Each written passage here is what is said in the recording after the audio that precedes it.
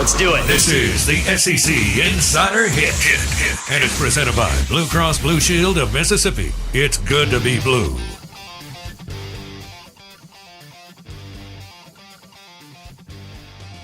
Big week as Blake Scott's Dallas Cowboys make their move to the Super Bowl. We'll see if Steven and Jerry screw it up and draft a running back in the first round with the 26th pick in Bijan Robinson. They've already got $20 million invested into their running back room, and one of those guys isn't a Dallas Cowboy. But we will see what happens. Dallas isn't known to move up. We'll see what shakes out for Dak and the Cowboys. Who do you think's grinded more? The other 31 GMs or Stephen Jones? We're live in the Bank Plus studio. Out of bounds, ESPN 105.9 The Zone. And we are presented by Independent Roofing Company, the number one commercial industrial roofing company in Mississippi. Their work speaks for itself. Look at the projects they've completed. Roofing.ms. Roofing.ms. Mike Detillier, WWL Radio TV New Orleans. He joins us on the Farm Bureau Insurance guest line. Mike, if you had to call it right now, what do the Houston Texans do with the number 2 pick in the draft on Thursday after Carolina takes Bryce Young?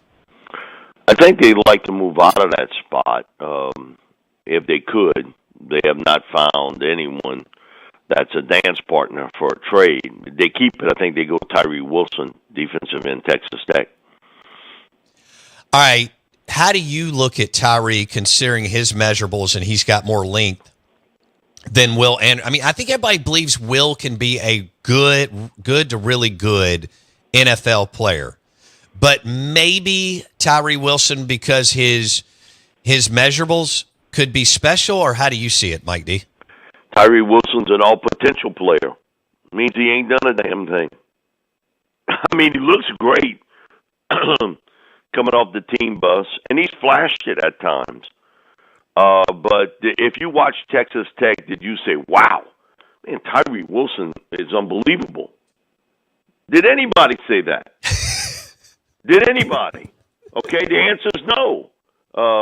But you picking him on potential. He really does look the part. He's actually come to a couple camps I've worked at, and man, he's a good-looking athlete.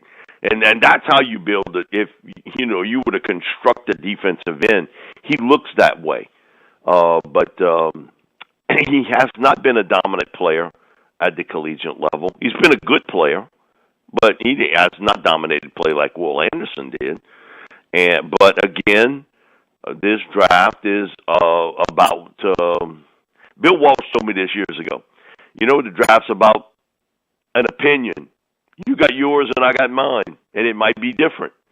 And I think that there are some people that really think that Wilson can end up being special one day. He is coming off the foot injury, but he hasn't really been what you want to call a special player out on the field. When you break down the film with him, boy, you see it in spurts.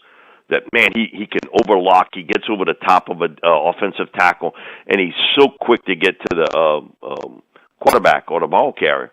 But he doesn't do it on a consistent basis. So you're picking him on some potential now, based off of that. He's got all the physical measurables that you're looking at for as a defensive end. And you do have to remember it's D'Amico Ryans. That's the head coach there. The other thing you have to remember that this pick would be C.J. Stroud if his management team was different. He has the same management team as Deshaun Watson. And there is bad blood between the Texans and Deshaun Watson's management team. And they will not pick C.J. Stroud because of it. That's politics. That's the other part of the draft. There are some bad blood, bad ties, and owners get involved. I hate to break it to people, that a coach or a general manager may not have the final call in this. There are owners. Okay, if you're a multi-billionaire and that owner walks in the room and says, this is who I want, how many people are going to tell him, listen, I got my ethics and I'm in charge and I'm going to pick my guy. No. And none of them. But, we hear it every day on Sports Talk. I tell my boss what to do. And my comment to him is, you must be unemployed a lot. Or you must be your own boss. Amen. Because I guarantee you, there are some things, because I've done this a long time, I've heard some unbelievable stories about how some owners are meddlesome. I've heard, stories, too, where owners completely stay out of it. They don't want to be involved. I hired you to do it. You do your job. But also there are more and more owners now who love the limelight. Yeah, they do. Who love the ability that I made that pick. Do you really think Joe Douglas and Robert Saleh pushed for Aaron Rodgers to go to the Jets? If you believe that, I've got mountain front skiing property behind my home here on the bayou. That was all done by Woody Johnson, who's, I guess, Woody's 76 or 77 years old today, the owner of the Jets. He's like, you know what? I'm tired of hearing all this. I've had this team since around 2000, I guess. Man, it's been over 20 years. Every year some hotshot young quarterback comes in. Y'all trying to sell me on this? Go out and get me the guy that's done it. Go out and get Aaron Time's Rodgers. running out, yeah. Yeah, I don't want to hear this. How much older do I have to get? I want a winner now. I don't want to hear about that young quarterback. Those things happen in this world, just like it happens in our world and in the real world where bosses do get involved. You can believe what you want to believe about how coach. And listen, and we had a coach here. He didn't want to hear nothing about from scouting department. Mike Ditka? Nothing. Oh, Mike was like that. Mike come in with a handful of names, and that's who he was going to pick. Unreal. All right, let me ask you this, Mike. It didn't matter to him. Mike what the Detillier, scouting department said. covering the NFL draft for almost 40 years. He told some unbelievable stories on Ditka and Reggie Bush and several others the last few weeks with us, shared some wonderful content. He joins us on the Farm Bureau Insurance guest line. So if that's the case with C.J. Stroud, how many of these guys do you think are going to drop? C.J., Levis, and Richardson? None? Two of the three? How do you see this playing out? Levis is going to go to Indianapolis. There's long been the rumor that he's their guy, no matter who's on the board, other than Bryce. Okay, but Bryce is he's an outlier player, and he's also the outlier quarterback. I think everybody wanted Bryce in that top 4 or 5 that were looking at quarterbacks. Everybody wanted Bryce. They weren't going to tell you, but that was the deal. And so I think Levis will go to Indianapolis, and I think some team will try to trade up to get C.J., to be honest with you. The guy who may take a little tumble, I think, would be Anthony Richardson. And I think he may go where I think we all kind of thought he would maybe go. He could drop to the Raiders. He could drop a little farther than that. But I give his agency a lot of credit, man. They really spun this real good, man. I give him an A+ for PR. They did fantastic for a quarterback who really struggled throwing the football last year with consistency. And I could say the same thing about Will. Will, to me, was the most impressive quarterback at Manning camp, throwing the football. But he struggled last year in numerous games. And yet, I don't think he gets past Indianapolis with that selection. But I think that it wouldn't even be a debate if CJ had another management team sort of running him. But I think the McNair family's like, well, enough.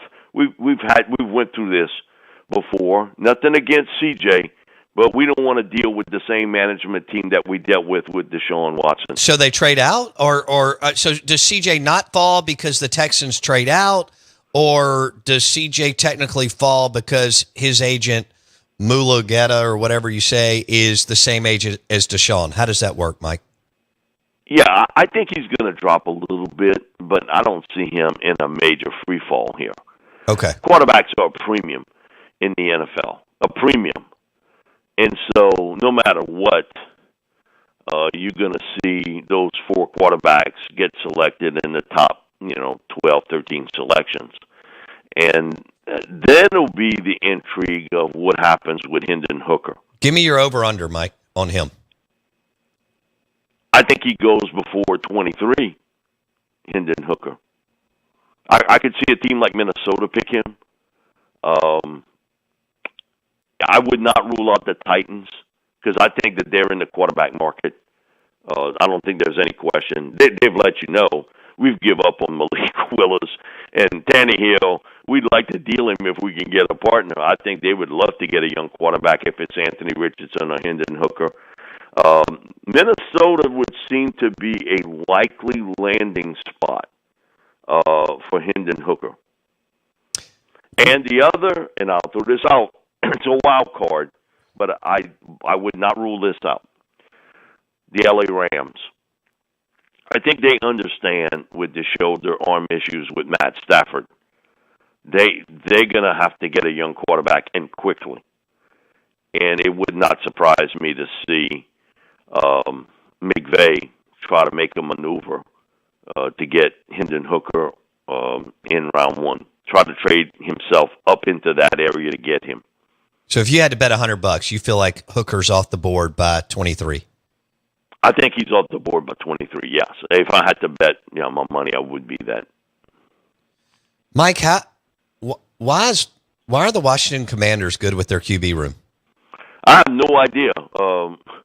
I had Jason Lockenfora on last night. Him and I debated that, and he was like, I think they're pretty good with Sam Howell. I was like, what? Pretty good? You got to be kidding me.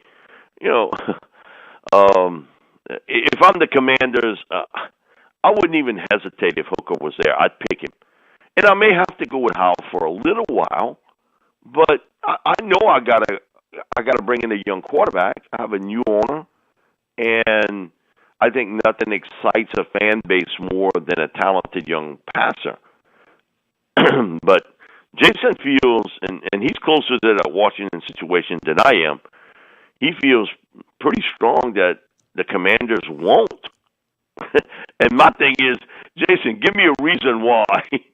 And he kind of danced around it a little bit, but I get it. And I'm sure he's hearing this from people in the Commanders organization. And there's another spot there where, Danny Snyder got involved in a lot of this draft day.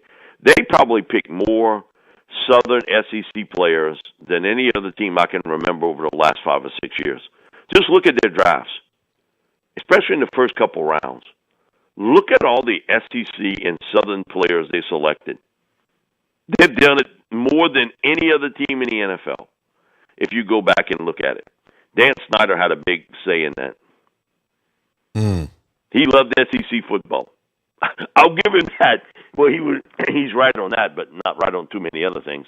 I don't know how they do this now with an impending sale and the Josh Harris group coming in, and how, will they have any influence on it? But I know Snyder did. I've talked to people who are either working for or have worked for the Commanders, and he very much had a strong arm in picking some players and was loud about it, that he wanted certain guys.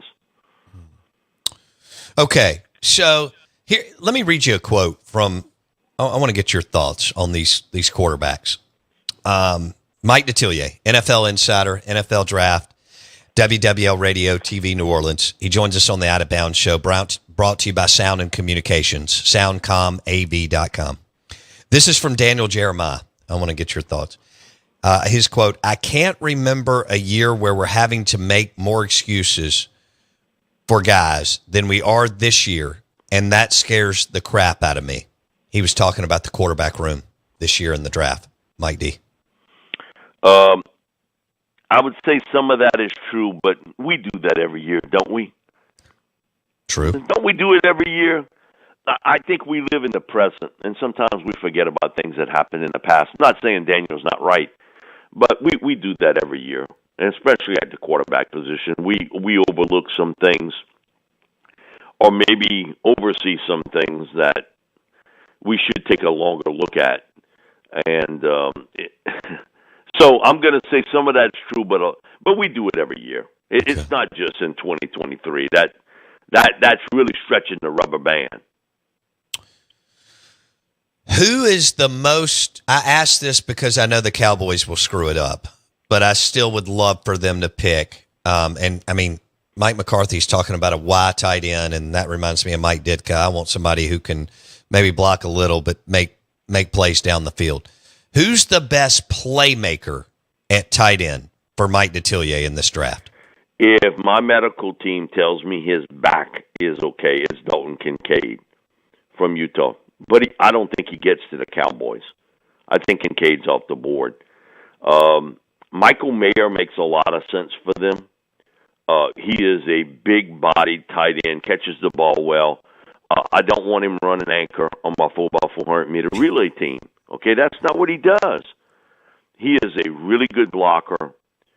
When you watch Notre Dame, was there any other player offensively that scared you? No. Okay, so I know I got to stop him. Look what he was doing every week. He was getting open, making catches. No, that impresses me because, man, when you the focus of somebody's defense and you can still make plays, that's impressive. The guy that I think you'll have more divide on, only because he didn't play much, was the guy before the season started I had as my number 3 tight end, Luke Musgrave from Oregon State. He plays the first 2 games, hurts his knee, out for the season, goes to the Senior Bowl, has a hamstring injury. He pulls up there. Genetically, his dad was a quarterback at Oregon. His uncle, Bill Musgrave, former NFL quarterback and has been an NFL coach. Terrific overall athlete, track sprinter in high school, played baseball, basketball, was a really good football player. And I thought he was outstanding in 2021. But he's had some injuries. And now people are running it through which Musgrave are we going to get at this point. So I think for the Cowboys, it may come down to a higher-rated graded player in Musgrave, but a more complete player with Michael Mayer. The caveat with that would be, would they consider picking Jahmyr Gibbs at that spot? Because something's going to happen there. I think they want a playmaker at either tight end or running back. And so does it come down to Michael Mayer from Notre Dame or Jahmyr Gibbs? You can say, well, Pollard's going to be ready. Pollard got hurt late. When is he going to be ready? No, I'm with you. So you got to consider that. And Jahmyr is an interesting player in a lot of ways in that not only is he a really good edge rusher, he catches the ball so well coming out the backfield. And he does it clean. In a lot of ways, he reminds me of Kamara. When you look at him, their similarities are a lot from a standpoint of on the field, being able to catch the football, speed runner, and even when he takes a hard hit, it's really, he sort of gives you just a bit and a piece of his body. It's not the whole body you hit in there. He does a nice job of getting himself small. But they stick to their board. I've had people that have worked with the Cowboys tell me that they are not much for meddling.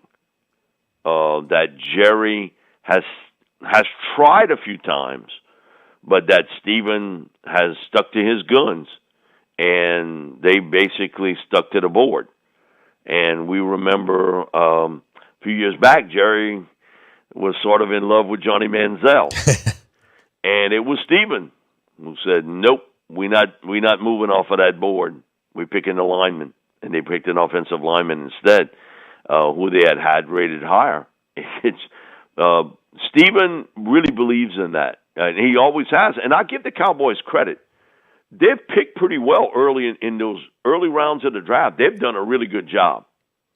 I do give them credit. They've stuck to the board, and they've done a pretty good job in the early rounds of the draft. And so it's not the Jerry show as some people would have you believe. This is really being run by Stevie Jones, the draft. And Stevie has always pushed hard. We're paying hundreds of thousands of dollars for scouting information to have our scouts scout these players, and we're going to jump off of it at the end. It's not working. That's not how we do business somewhere else, and we're not doing business like that here in Dallas. Okay, do I have time? Well, I got 3 minutes. Real quick, Mike. Daniel Jeremiah, NFL Network, Todd McShay, ESPN, were both asked on a podcast they were on together about the bus rate for Anthony Richardson. And they put it at 60% bus rate, 40% that they felt like he could become a solid starter in the NFL. What would Mike D handicap it as? I would agree with that number. Okay. All right. He's not shown me that he can throw the football consistently downfield with accuracy. And he's a bit of a tippy-toe type thrower, too. A lot of times he's up on his toes when he throws it. He's got to learn how to set his feet throw. When he does that, he does pretty good, But, man, that's a habit that's hard to beat. That's really hard to knock once you started it. But he has got arm talent and athletic talent that's unreal. So everybody becomes Dr. Phil. Yeah. I'm the one that can change it. Right. I'm the one that can do it. Okay, Dan Mullen had some difficulties with it. Okay, we had a new coach last year, had difficulties with it. And so what you're going to see is flash. From time to time, he'll look fantastic. And then other times, not so good. So, but again, there are a lot of Dr. Phils in this NFL world. And they put Will Levis at 50%. I believe that too. I've seen some stuff with Will that would make me believe that. The two guys I am more impressed with: passing, accuracy skills, mechanics, leadership. Bryce Young, Hendon Hooker. Can't wait to see where Hendon Hooker lands. I can't wait. Have to wait. And you may have to wait a little bit for him to take over, because I think once Bryce hits Carolina, Andy Dalton's watching. Okay, Bryce is the 5-star general. He's going to take over all personnel. Sure. But man, with Hendon, because of the knee injury, you may have to wait a little bit for him to take over. But to me, those two guys, when you break down accuracy, skills, touch, mechanics, they have it at the highest level. Mike D in the house. Mike, it's going to be a fun week. Thank you, buddy. Thank you. Appreciate it, Bo. Mike Detillier, straight out of New Orleans, South Louisiana, on the Out of Bounds Show, at Mike Detillier on Twitter. The show is brought to you by our friends at Sound and Communications. SoundComAV.com. Top quality audio visual company in Mississippi. Leading edge audio visual for churches, businesses, and sports facilities. We're live in the Bank Plus studio. And when we're talking talent, it's all about Kinetic Staffing. Build your talent bench. Executive search and long-term staffing leader is powered by Kinetic. KineticStaffing.com. David Hellman on the Cowboys at 9:30.